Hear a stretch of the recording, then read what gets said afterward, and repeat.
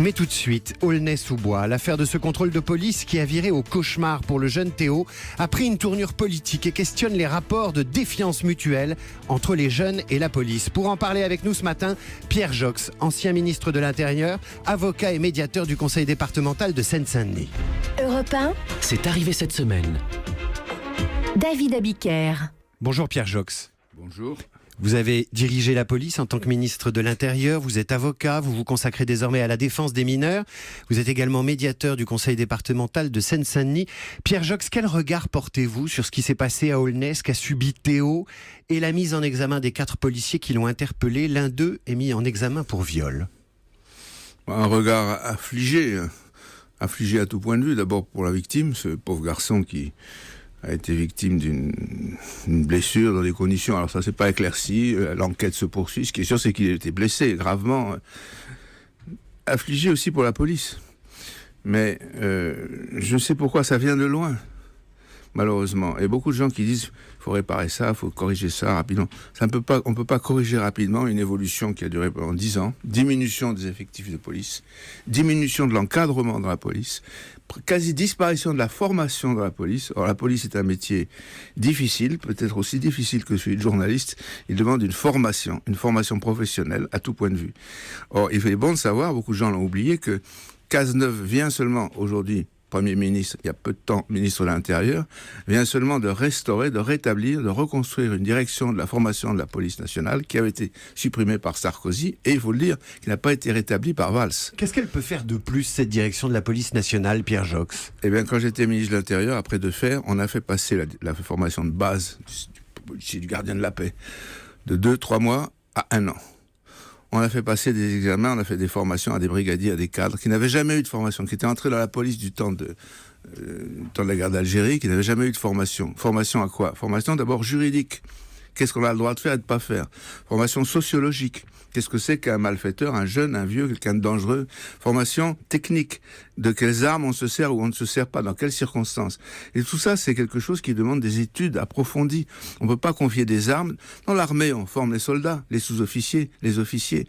Dans la police, depuis quelques années, la formation, non seulement la formation a disparu, mais l'encadrement a fondu, on peut dire. Il y a 10 ans, il n'y avait pas 20 000, il y avait 17 500 officiers dans l'ensemble de la police nationale, sur 110 000 fonctionnaires. Aujourd'hui, il n'y en a plus que 9 000. Il y a 10 ans, il y avait 2 500 commissaires. Aujourd'hui, il n'y en a plus que 1 700. Comment vous expliquez, Pierre Jox, ce renoncement à la formation, ce renoncement à l'encadrement? Alors, le renoncement à l'encadrement est une politique démagogique qui a été menée du temps de Sarkozy, parce qu'en supprimant des postes d'encadrement, on a permis d'assurer des carrières supérieures à un petit nombre de privilégiés. Mais on a diminué l'encadrement, donc le rôle de formation qui est continué. La formation, c'est la formation initiale, comme on l'avait à l'armée quand j'étais jeune. Après, moi, j'étais une école d'officier. La formation initiale, mais c'est aussi le rôle que joue tout cadre dans n'importe quel métier, je pense le journaliste. Les anciens apprennent des choses aux jeunes. La formation ne s'arrête pas avec le début de la carrière professionnelle. Comment vous expliquez cet état de défiance entre policiers et jeunes? Vous êtes médiateur du conseil départemental de Seine-Saint-Denis, c'est un département que vous connaissez bien, vous êtes avocat, souvent commis d'office pour défendre des jeunes. Comment on a pu laisser s'installer ce qui relève de la guérilla permanente? Alors non, c'est pas la guérilla permanente. Stéphane Troussel, le président du conseil départemental de la Seine-Saint-Denis, a bien fait l'autre jour de dire à la télévision, ce n'est pas la guérilla permanente. Je dis pas en Seine-Saint-Denis, mais il y a des quartiers où il y a cette défiance permanente. Non, il y a une défiance permanente. Là, vous avez raison. Pourquoi? D'où ça s'explique? De quoi ça s'explique? C'est historique. Quand on construit en plein champ de betteraves des ensembles de plusieurs milliers de logements, comme ça a été le cas à Clichy-sous-Bois, par exemple, il y a de ça 30 ans, on dit que c'est un urbanisme criminogène. Quand on y concentre en plus les gens qui sont les plus pauvres, les moins bien formés, avec le plus grand nombre de chômeurs, on fabrique une société artificielle. On a créé des espèces pas des villes, on a créé des ensembles immobiliers isolés, coupés de la ville, coupés de Paris, même pas reliés entre eux.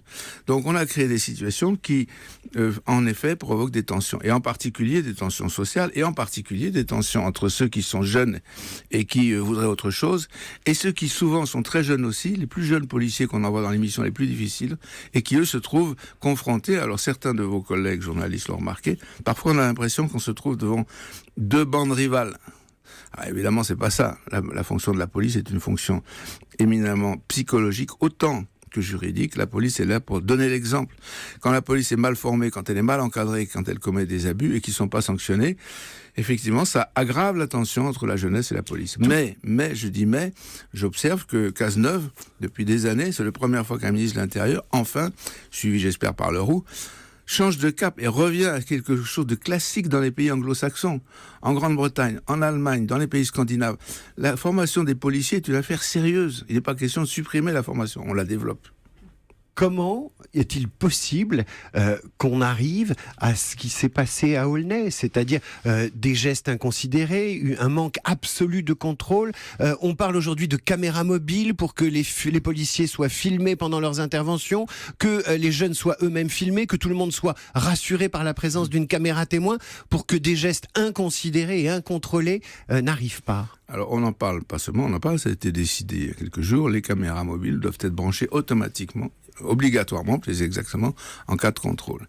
C'est un procédé utile. Il n'est pas suffisant, mais il est utile. Il y a des pays où, en cas d'interpellation, en cas de contrôle d'identité, on doit donner un récépissé. Hollande s'était engagé à cela. Valls s'y est opposé. Il a eu gravement tort. Dans les pays où le système est mis en vigueur, il est admis par tout le monde. Il est vrai que certains syndicats de police en France s'y opposent. Mais ils s'y opposent parce qu'ils ne savent pas ce que c'est. Et en vérité, quand on va voir dans les pays où ça fonctionne, tout le monde est pour. Personne ne voudrait le supprimer. Pourquoi ? Parce que ça donne une garantie aux contrôleurs comme aux contrôlés. Au garçon qui se fait interroger parfois pour la 6e fois dans la journée, comme au fonctionnaire de police qui est souvent un jeune homme. Il faut voir ce que c'est que les garçons qui arrivent. J'étais pour le service militaire. Le service militaire avait plusieurs avantages. Entre autres, on embauchait dans la police en général des garçons qui avaient fait leur service militaire, qui avaient un rapport à l'usage de la force et des armes qu'aujourd'hui plus personne n'a, puisqu'il n'y a plus de service militaire. D'où l'importance de la formation de la police. Elle est d'autant plus importante que la disparition du service militaire a supprimé une école de discipline, de hiérarchie, qui est indispensable dans la police. Tout à l'heure, vous avez dit que j'avais dirigé la police. J'ai aussi dirigé la gendarmerie. Je l'ai dirigé en m'en servant quand j'étais ministre de l'Intérieur et je l'ai dirigé quand j'étais ministre de la Défense. Une des forces de la gendarmerie, on dit c'est sa discipline, c'est son statut militaire, c'est sa formation, c'est ses matériels. Pendant des années, la gendarmerie était la seule à avoir, grâce au plan de modernisation militaire, avoir des garanties budgétaires pour ses matériels, pour ses bagnoles, pour ses radios, pour ses transmissions, pour ses... La police nationale a été la grande abandonnée pendant plusieurs années. Et aujourd'hui, ça se retourne contre la société française qui a besoin d'une bonne police. Pierre Joxe, mercredi, l'Assemblée nationale a approuvé un projet de loi qui assouplit les conditions de la légitime défense des policiers. C'est une bonne loi, c'est une bonne mesure. Certains magistrats et avocats s'en méfient. Personnellement, je connais bien la Grande-Bretagne, j'étais étudiant. Et je connaissais bien l'Allemagne où j'ai beaucoup travaillé avec mes collègues ministres de l'Intérieur allemands. Le problème de la légitime défense est un problème à la fois juridique, technique et philosophique. Pourquoi est-ce que dans beaucoup de pays, les policiers sont pas armés ? Pourquoi est-ce qu'en Grande-Bretagne, il y a à peine un policier sur 5 qui est porteur d'une arme ? Est-ce qu'il y a plus de victimes parmi les policiers en Grande-Bretagne qu'en France ? Non. Donc pourquoi ce rapport aux armes, qui est particulier à la France ? Je pense que ça tient à des traditions historiques où la police en France a été héritière des traditions militaires. C'est-à-dire qu'au 19e siècle, on n'envoyait pas la police contre les émeutiers en 48 ou en 1830 ou en 70. On envoyait l'armée qui tirait, qui tuait à coups de canon, à la mitraille, à coups de fusil, à coups de sabre. L'invention de la police républicaine, c'est Clémenceau, qui tout d'un coup en 1905, à partir de cette époque-là, a dit la police, elle n'est pas là pour tuer, elle est là pour contenir les mouvements dangereux, pour expliquer. Et lui-même a payé de sa personne. De même qu'il a été au front pendant la guerre de 14, il a été sur l'éducation sociale. Eh bien, en France, il y a un grand retard de réflexion. Alors, la loi sur la légitime défense, je ne la connais pas le texte, je n'ai pas été assisté à la séance. En revanche, ce que je sais, c'est que dans les syndicats de police en France, ils étudient les lois françaises, allemandes sur l'usage des armes. L'usage des armes, c'est très compliqué. Dans quelles circonstances ? En cas de danger immédiat ? Est-ce qu'on est seul ? Est-ce qu'on est en groupe ? Est-ce qu'on a d'autres moyens pour se protéger ? C'est un débat qui doit être approfondi et je crois que le jour où il le sera, c'est-à-dire par un ministre de l'Intérieur comme Cazeneuve, qui lui a ouvert les yeux, qui est d'ailleurs d'origine avocat, c'est très important. Je pense que cette question pourra être mieux, abordée, y compris dans l'opinion publique. Pierre Joxe, la classe politique a unanimement condamné ce qui s'est passé à Aulnay. Elle a bien fait ? Vous savez, moi, la classe politique, je ne sais pas ce que c'est. C'est une expression que j'emploie jamais. Le président de la République s'est rendu au chevet de Théo, les responsables politiques. La classe politique, l'idée de classe politique ne me dit rien. Qu'on condamne ce qui s'est passé à Aulnay, il y a deux choses. D'abord, on ne sait pas très bien ce qui s'est passé. Il y a des images que tout le monde a pu voir où on voit bien qu'il y a un passage à tabac. Est-ce que c'est nécessaire? L'usage de la force doit être strictement proportionnel aux besoins. Est-ce que 4 hommes ont besoin de rouer de coups quelqu'un pour le dominer?